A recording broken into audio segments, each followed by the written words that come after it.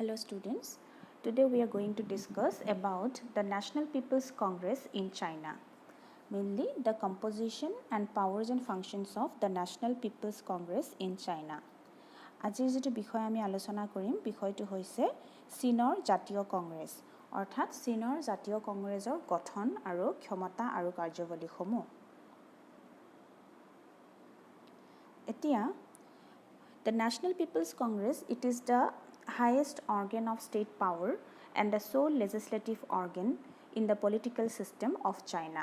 That means National People's Congress, it is the only legislative organ in China and it is the highest organ of state power in China.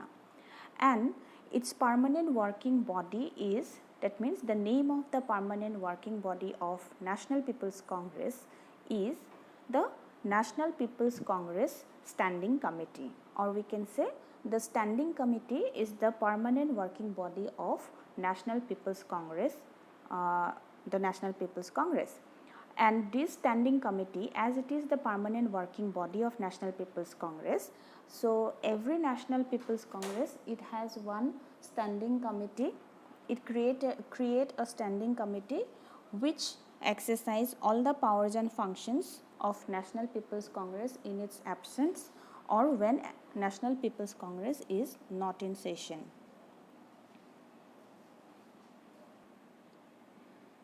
চীনৰ জাতীয় গণ কংগ্ৰেছ হৈছে চীনৰ একমাত্ৰ আইন প্ৰণয়নকাৰী অনুষ্ঠান আৰু এই জাতীয় গণ কংগ্ৰেছ হৈছে চীনৰ সৰ্বোচ্চ মানে ৰাষ্ট্ৰীয় ক্ষমতাৰ সৰ্বোচ্চ অংগ আৰু চীনৰ যেটো স্থায়ী কাৰ্যবাহী যেটো অংগ চীনৰ জাতীয় গণ কংগ্ৰেছৰ যেটো স্থায়ী কাৰ্যবাহী অংগ সেই স্থায়ী কাৰ্যবাহী অংগটোৰ নাম হৈছে স্থায়ী সমিতি অৰ ষ্টেণ্ডিং কমিটি আৰু এই স্থায়ী সমিতিত প্ৰত্যেকখন জাতীয় গণ কংগ্ৰেছে তেওঁলোকৰ এবসেন্সত তেওঁলোকৰ অনুপস্থিতিত সকলোবিলাক কাৰ্য মানে সকলোবিলাক কাৰ্য কৰিবলৈ বা সকলোবিলাক ক্ষমতা প্ৰয়োগ কৰিবলৈ এটা স্থায়ী কাৰ্যবাহী অনুষ্ঠান গঠন কৰে বা ইলেক্ট কৰে আৰু সেই স্থায়ী কাৰ্যবাহী বডিটোৰ নাম হৈছে ষ্টেণ্ডিং কমিটি বা স্থায়ী সমিতি আৰু এই স্থায়ী সমিতিয়ে জাতীয় গণ কংগ্ৰেছ যেতিয়া অনুপস্থিত থাকে অথবা জাতীয় গণ কংগ্ৰেছ যেতিয়া অধিৱেশনত নাথাকে তেতিয়া এই স্থায়ী সমিতিয়ে জাতীয় গণ কংগ্ৰেছৰ সকলোবিলাক ক্ষমতা বা সকলোবিলাক কাৰ্য প্ৰয়োগ কৰে। Now the composition of National People's Congress. The Constitution of China, it has not mentioned about the composition and the election of the National People's Congress. And the mode of election and the total membership or the strength of National People's Congress is prescribed by the law. And the National People's Congress, it consists of deputies. That means the members of National People's Congress are called deputies. And these deputies are elected from the provinces of China, from different autonomous regions, from cities directly under central government jurisdiction, from special administrative regions, and also from armed forces. That means the members of National People's Congress are elected from all these regions or from these provinces, autonomous regions, cities, then special administrative regions and armed forces. And the number or the strength of NPC, it keeps on changing because it depends upon the population in China. That means the strength of the National People's Congress depends on the number of population in China and the number prescribed by law.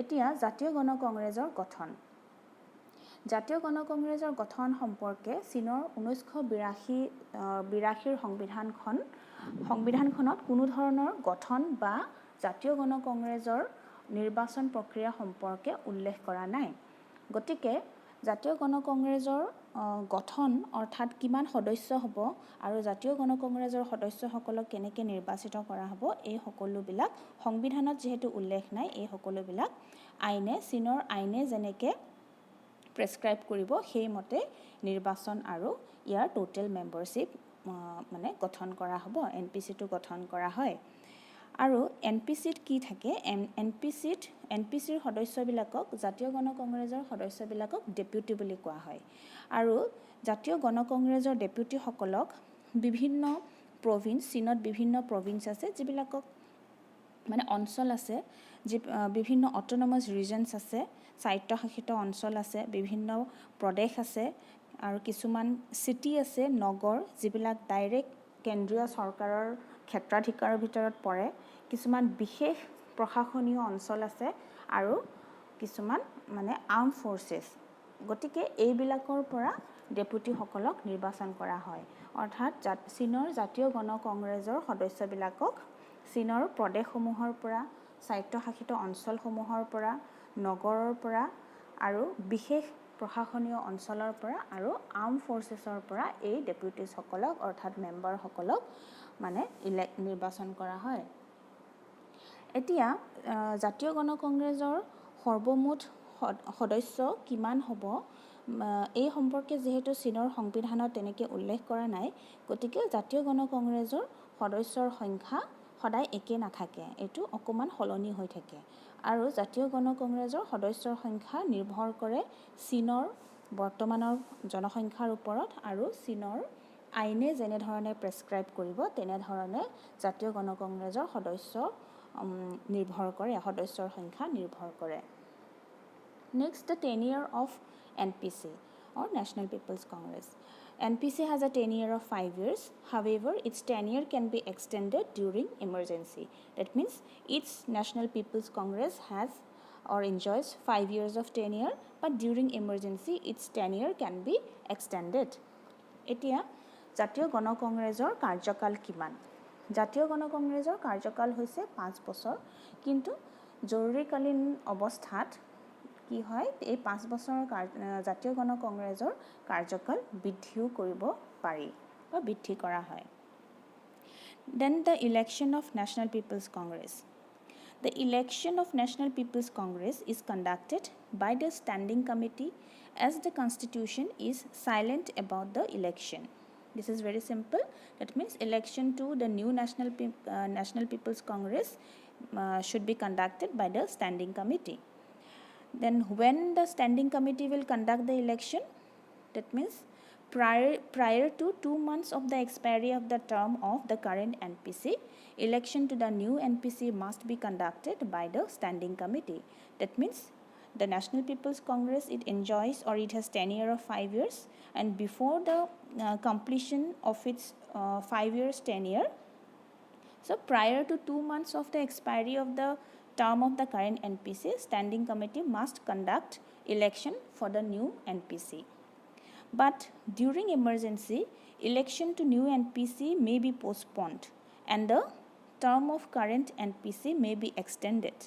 But here, but under one condition, that is a resolution to extend the term of the current NPC must be supported by the majority of 2/3 members of the current National People's Congress Standing Committee. That means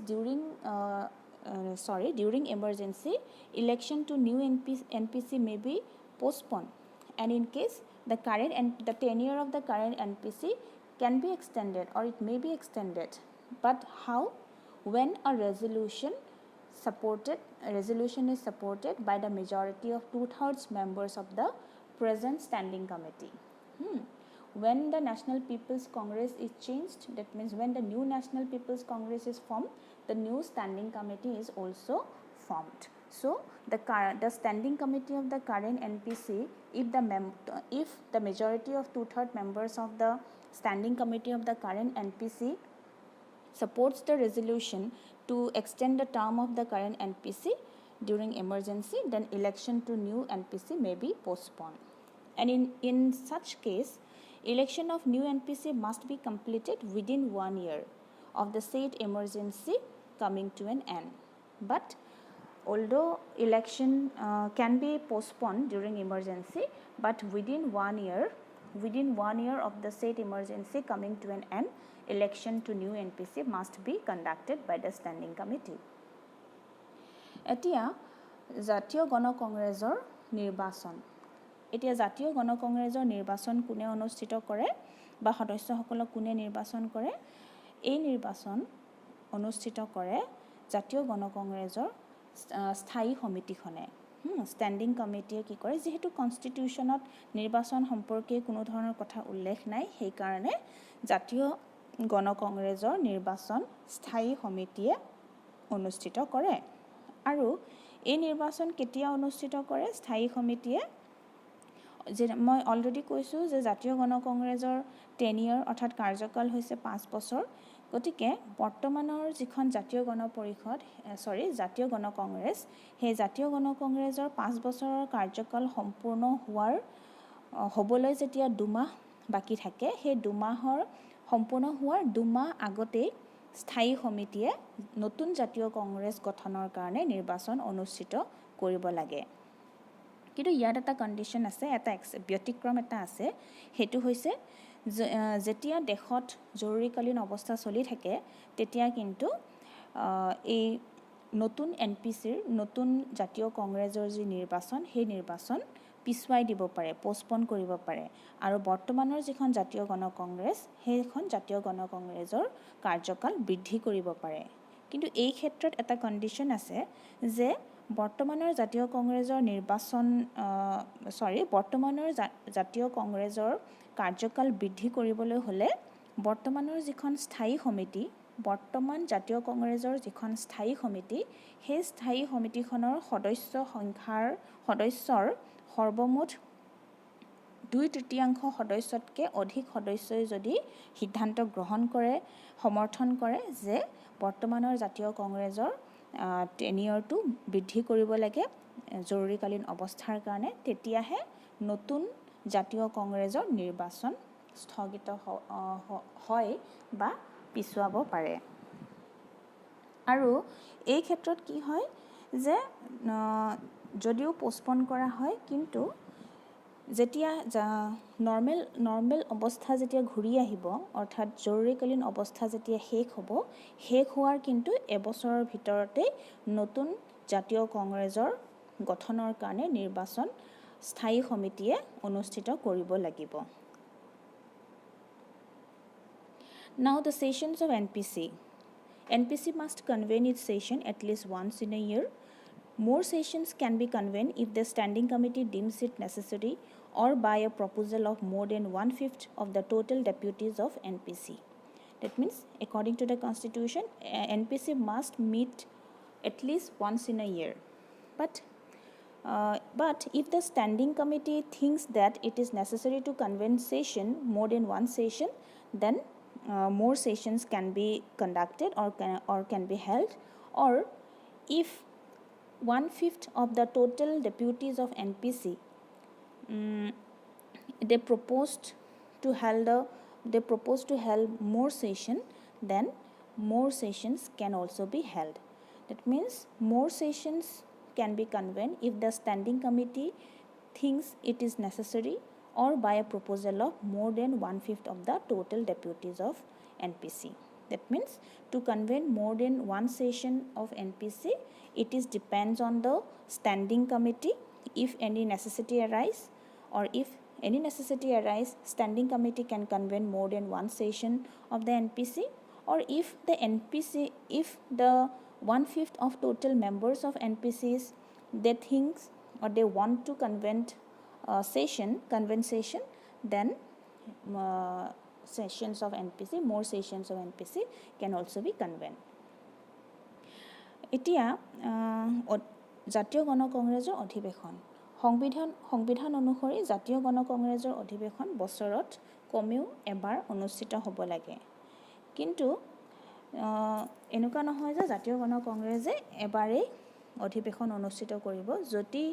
যদিহে স্থায়ী সমিতিয়ে, জাতীয় গণ কংগ্ৰেছৰ স্থায়ী সমিতিয়ে যদিহে ভাবে যে এনেকুৱা কিবা পৰিস্থিতি উদ্ভৱ হৈছে যাৰ ফলত জাতীয় গণ কংগ্ৰেছৰ অধিৱেশন অনুষ্ঠিত হ'ব লাগে বুলি যদি ভাবে, তেতিয়াহ'লে হোৱাটো প্ৰয়োজনীয় বুলি যদি স্থায়ী সমিতিয়ে ভাবে, তেতিয়াহ'লে স্থায়ী সমিতিয়ে জাতীয় গণ কংগ্ৰেছৰ অধিৱেশন অনুষ্ঠিত কৰিব পাৰে।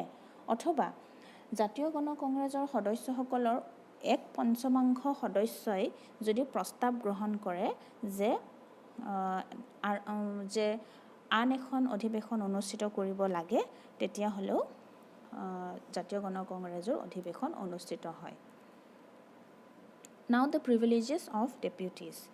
The deputies of National People's Congress, they enjoy certain privileges. So what are those privileges? During session, that means during the session of NPC, no deputy or no member of National People's Congress can be arrested or put on trial without the consent of the Presidium of the current session of NPC. That means when there is a session going on, when the NPC session is going on, then no member of NPC can be arrested or put on trial without the consent of the Presidium of the current session of NPC. Now what is Presidium? Presidium is a body of National People's Congress consisting of senior officials of Communist Party and some some senior officials or officials of non-Communist Party. So in case if any deputy is to be arrested, then the consent of the Presidium must be taken. Otherwise, during session, no deputy can be arrested. But when the National People's Congress is not in session, then no deputy can be arrested without the consent of the standing committee. During session, consent of the Presidium is must, and when NPC is not in session, consent of the standing committee is must to arrest any deputy or to put the deputy on trial. এতিয়া জাতীয় গণ কংগ্ৰেছৰ deputy সকলৰ বা সদস্যসকলৰ কিছুমান সুবিধা বা বিশেষ কিছুমান অধিকাৰ, তেওঁলোকে কিছুমান বিশেষ সুবিধা উপভোগ কৰে। যেনেকৈ ধৰা, যেতিয়া জাতীয় কংগ্ৰেছৰ অধিৱেশন চলি থাকে, তেতিয়া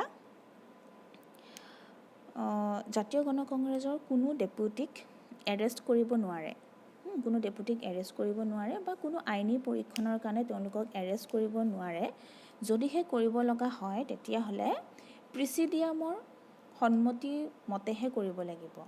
অৰ্থাৎ প্ৰিচিডিয়ামৰ সন্মতি অবিহনে জাতীয় গণ কংগ্ৰেছৰ অধিৱেশন চলি থকা সময়ত প্ৰিচিডিয়ামৰ সন্মতি অবিহনে জাতীয় গণ কংগ্ৰেছৰ কোনো সদস্যক এৰেষ্ট কৰিব নোৱাৰে, আটক কৰিব নোৱাৰে বা আইনী পৰীক্ষণ কৰিব নোৱাৰে।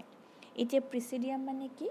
প্ৰিচিডিয়াম মানে হৈছে প্ৰত্যেকখন জাতীয় গণ কংগ্ৰেছে এটা প্ৰিচিডিয়াম গঠন কৰে। প্ৰিচিডিয়াম হৈছে এটা বডি য'ত কিছুমান more than 100 তাত মেম্বাৰ্ছ থাকে, আৰু সেই মেম্বাৰ্ছবিলাক হৈছে সাম্যবাদী দলৰ ছিনিয়ৰ কিছুমান অফিচিয়েলছ আৰু বা নন কমিউনিষ্ট পাৰ্টিৰো কিছুমান অফিচিয়েলক লৈ পেলাই সেই প্ৰিচিডিয়ামটো গঠন কৰা হয়।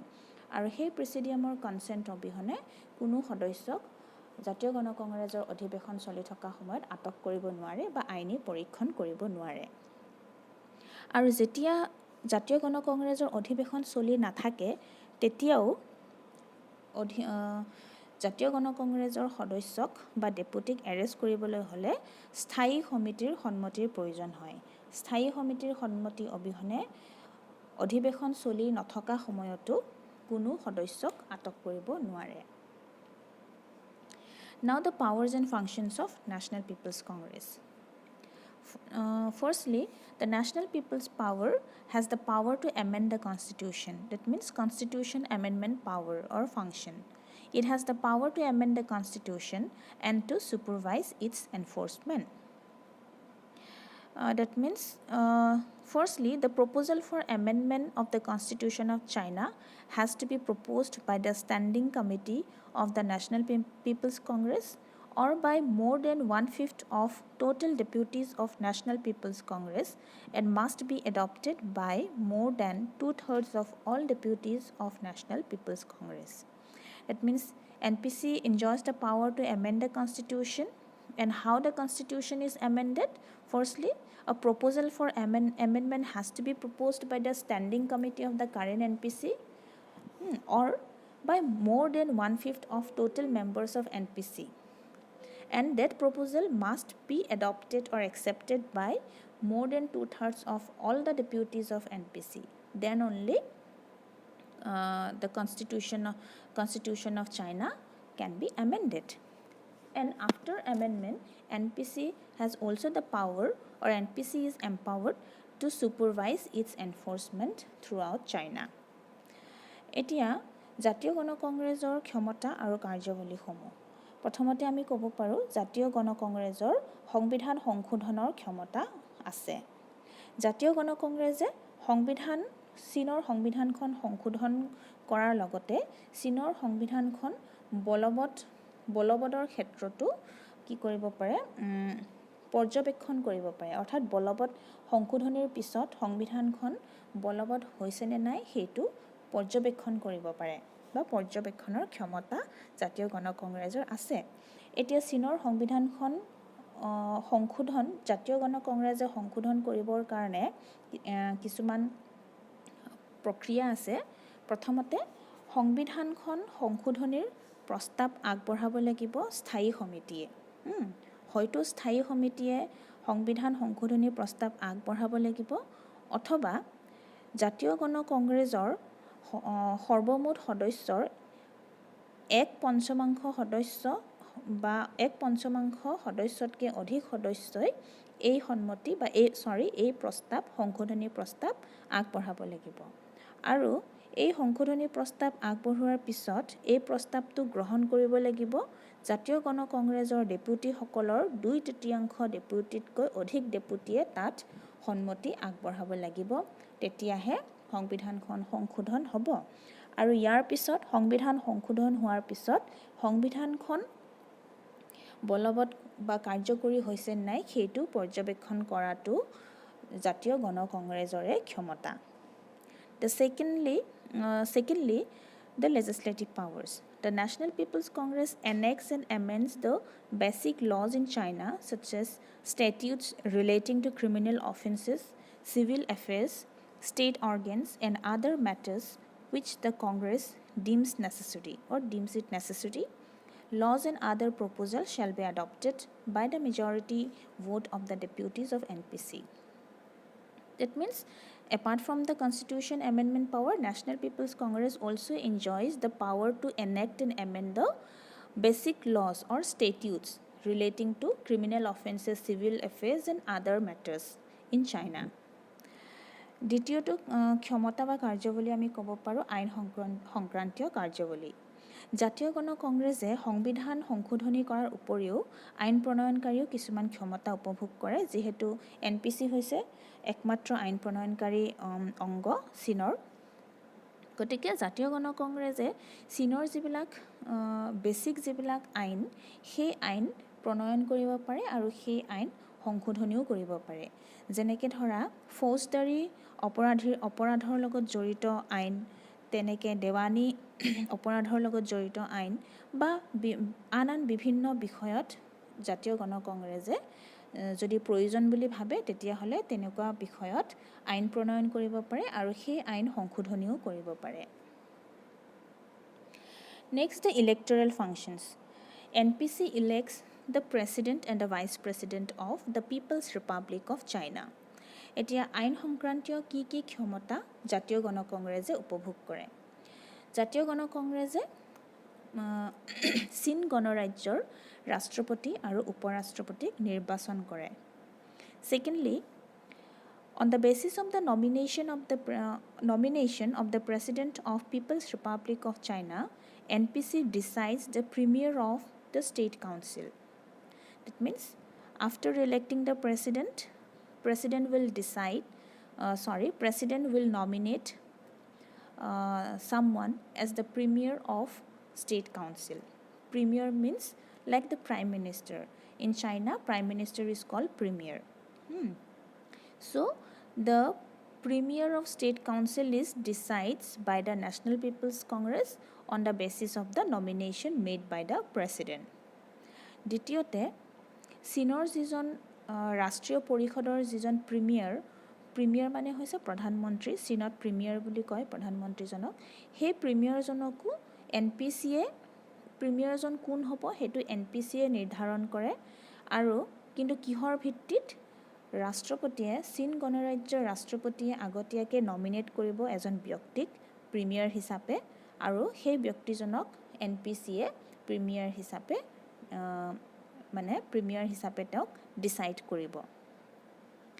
Next, on the nomination by the Premier of State Council, NPC decides the Vice Premier, State Councillors, Ministers of Ministries Auditor General and the Secretary General of State Council.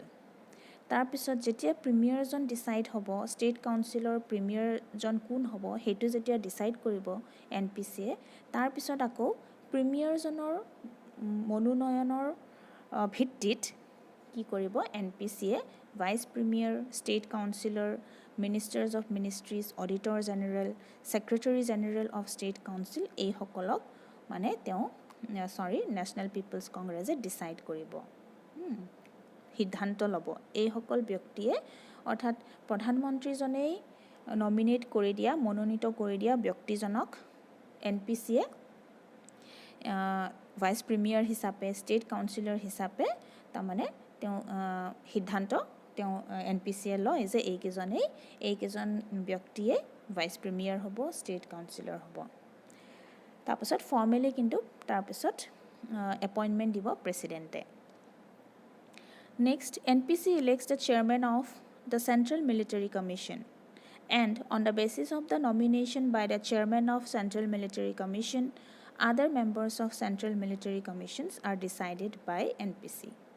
এতিয়া NPCয়ে চীনৰ কেন্দ্ৰীয় সামৰিক আয়োগৰ যিজন সভাপতি সেই সভাপতিজনক নিৰ্বাচন কৰে আৰু সভাপতিজন নিৰ্বাচন কৰাৰ পিছত সভাপতিজনৰ মনোনয়নৰ ভিত্তিত কি কৰে এনপিসিয়ে সেন্ট্ৰেল মিলিটাৰী কমিশ্যন বা কেন্দ্ৰীয় সামৰিক আয়োগৰ আন সদস্যসকলক নিৰ্ধাৰণ কৰে NPC elects the president of Supreme People's Court which is the highest judicial organ in China NPC also elects the president of Supreme People's Court Supreme People's Court is like the Supreme Court of India it is the highest judicial organ so the president of the highest judicial organ is also elected by the NPC.